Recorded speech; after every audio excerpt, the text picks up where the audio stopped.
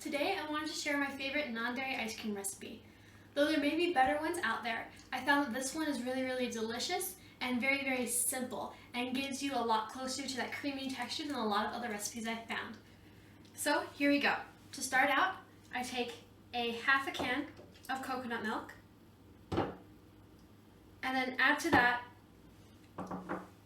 3 tablespoons of white sugar, a half teaspoon of vanilla, and then a half teaspoon of salt.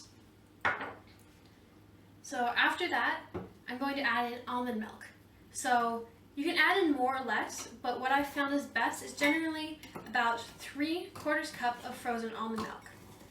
Now when it's blended together in this way, it allows the wet ingredients and the frozen ingredients to blend together, giving it a slightly more scoopable, creamy texture than if you were to blend all wet ingredients and then freeze them afterwards.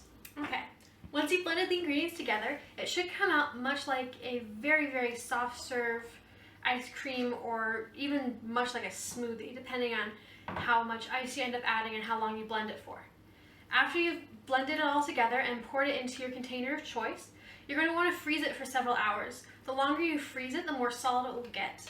One of the things that I do recommend doing is after you've frozen it for a couple hours is to then take it out, stir it up a little bit and scoop it a little bit so you can see exactly how firm it will be, and so you can also help loosen up the ice cream itself a little bit, so later when you go to scoop it and serve it, it will be a lot easier to work with.